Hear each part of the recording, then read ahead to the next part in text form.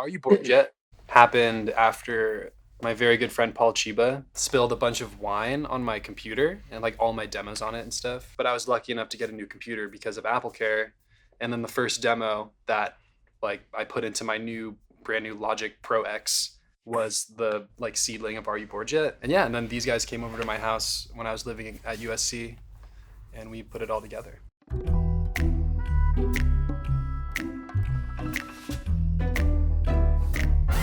The sort of inner workings of your emotions and things you go through in a relationship, especially as someone like I'm younger, as a young person, if you're in a very serious or kind of extensive relationship, the kind of thoughts that you go through are, is that person bored? Are they afraid that they're missing out on things in their life? Like, am I alone in this? I'm sort of thinking that, like, if we extend this years and years and years, are we going to regret it if we end up breaking up when we're like 28 years old? Like, it's those kind of thoughts that I think you go through as like a 18 to 20-year-old in a relationship. And that's sort of what this song is about. I'm wondering if your partner, this other person, feels the same way.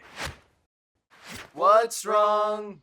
You've been asking, but I don't have an answer. How come?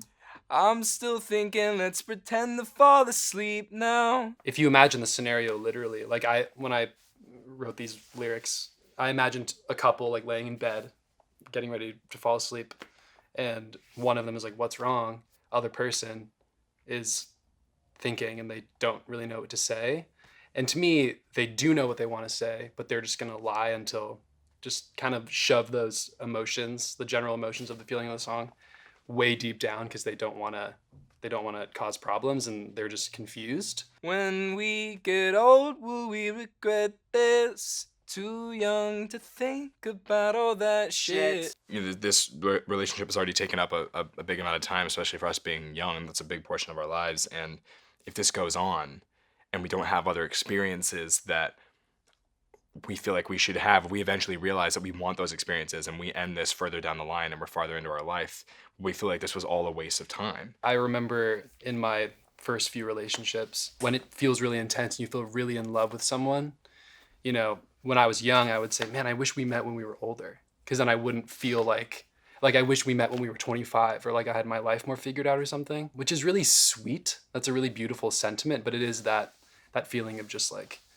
what am I doing? I feel such strong like love for this person, but it's just poor timing or something. And stalling only goes so far when you've got a head start. Stalling and then head start, like it kind of is contradicting itself. So it doesn't really, it's like a weird paradoxical statement. But what it means to me, like when I was writing it, is that you have all these insecurities in a young relationship about the future. But you stall it and you stall saying things and you stall ending it or whatever. But secretly, if you find yourself interested in somebody else at some point while you're still with this other person, which is a very selfish thing to do, that'll make that process of exposing whatever feelings to like let this person go, and you'll feel more comfortable like in a relationship instead of just confronting your feelings ahead of time on your own completely. Like another relationship, like that's the head start, someone else, someone new, and then stalling, it'll be possible because you already have something else in the works. 'Cause we could stay at home or Watch the sunset. but I can't help from asking, Are you bored yet? It's like we could do this very mundane thing, or we could do this most cliche, like romantic thing, no matter what, which is, so the mundane thing is stay at home.